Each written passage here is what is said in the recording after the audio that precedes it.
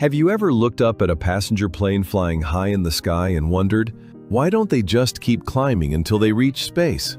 It sounds like such a simple idea. The plane is already at 10 to 12 kilometers. Space officially begins at about 100 kilometers. Just keep going up, right? But in reality, no ordinary airplane has ever reached space. And even the most extreme experimental aircraft ever built, the legendary North American X-15, could only touch the very edge of space for a few brief minutes before falling back to Earth. Today we're going to dive deep into why airplanes and space are two completely different worlds, and we'll spend a lot of time on the fascinating story of the X-15, the fastest, highest-flying airplane in history. Let's start with the basic problem that every airplane faces. Airplanes are called airplanes for a very good reason. They are machines designed to fly through air. They need air for two critical things: to create lift with their wings and to provide oxygen for their engines. First, lift. The wings of an airplane work by pushing air downward. The faster the plane moves and the denser the air is, the more lift you get. But as you climb higher, the air gets thinner and thinner. There are fewer and fewer air molecules to push against. By the time you reach the typical cruising altitude of a long-haul flight, around 11 to 12 kilometers, the air is already very thin.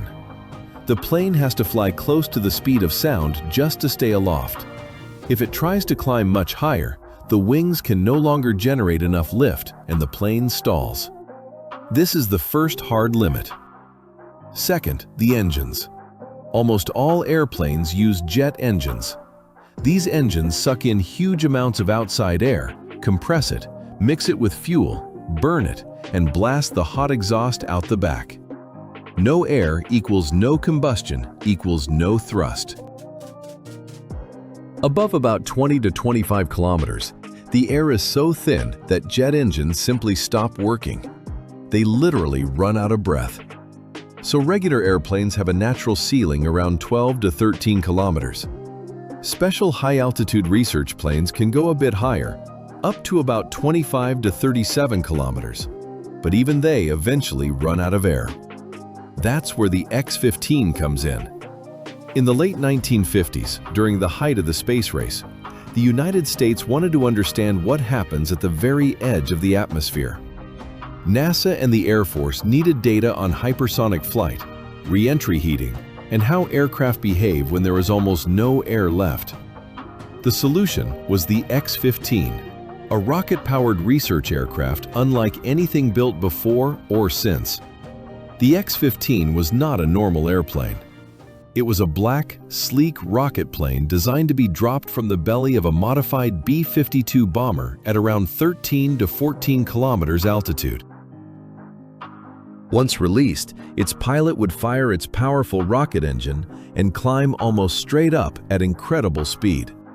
The X-15 was powered by a liquid-fuel rocket engine, the XLR-99, that produced 57,000 pounds of thrust. It burned ammonia and liquid oxygen. It carried its own oxidizer, so it didn't need outside air at all. This was the key difference. While normal jets need air to breathe, the X-15 was a true rocket plane. Between 1959 and 1968, the X-15 flew 199 missions. It broke almost every speed and altitude record for winged aircraft. On August 22, 1963, pilot Joe Walker reached an altitude of 107.8 kilometers, 354,200 feet. That flight officially crossed the Kármán line, the internationally recognized boundary of space. For a few minutes, the X-15 was in space. The pilot experienced weightlessness. The sky turned black. The curvature of the Earth was clearly visible. But even the X-15 had severe limitations. First, it could only stay at that altitude for a very short time, usually just a few minutes. It wasn't in orbit. It was on a ballistic trajectory, like a bullet shot straight up. After the rocket engine burned out, it simply coasted up and then fell back down. Second, the X-15 had to be carried to altitude by a B-52 bomber. It couldn't take off from a runway by itself like a normal plane. Third, the heat generated during re-entry was enormous. The nose and leading edges reached temperatures over 1,200 degrees Celsius. Special heat-resistant materials, like Inconel X nickel alloy, were used, but even then, the plane was pushed to its limits. Fourth, the X-15 was extremely dangerous. Several pilots were killed or seriously injured during the program. The aircraft was difficult to fly at the edge of the atmosphere. There was so little air that the control surfaces, rudder, elevators, barely worked.